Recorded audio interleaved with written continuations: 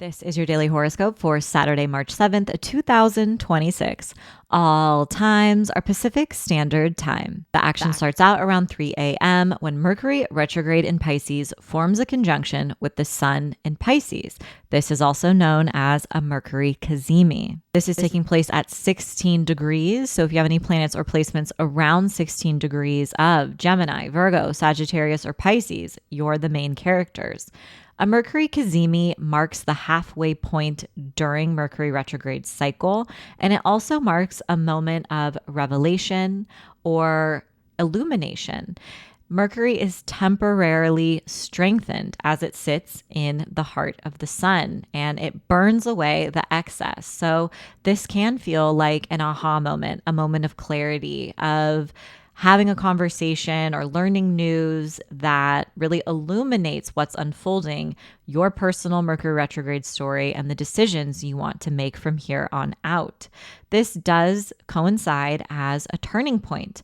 And if you've been dealing with difficulties during the Mercury retrograde, this can also bring a moment of relief, or it can be a great time to have an important conversation as well. However, also around 3:30 a.m., Venus in Aries forms a conjunction with Neptune in Aries. These are two major transits of the day. Venus represents our relationships, our personal values, our finances, and our creativity, pleasure, embodiment.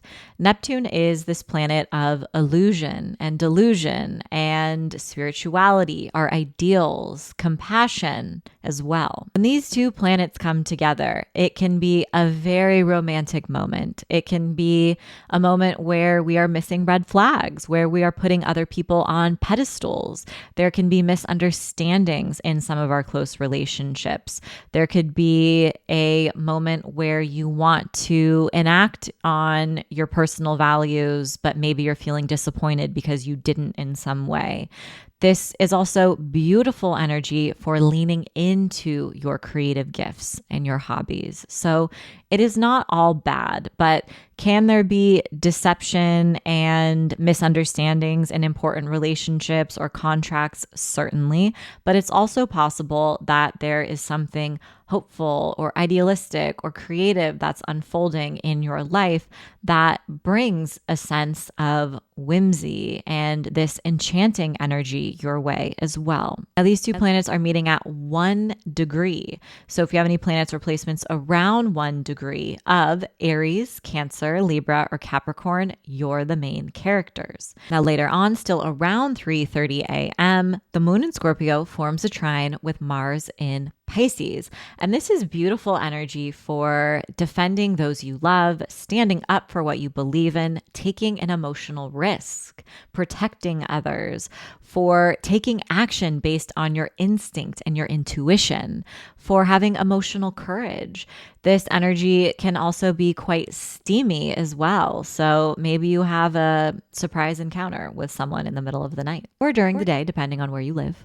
This can help you advocate for what matters most to you as well. Sometimes it can bring about conflict or help you navigate emotional difficulties that you've kept buried or you've ignored in the past. Now, around 5 a.m., the moon in Scorpio forms a square with Pluto in Aquarius, and this can also kick up our past. This can be a moment where we are struggling to surrender to the present moment. We are trying to ignore the difficult feelings. We're fixated on the past or the future, and we're not really ready to accept what is.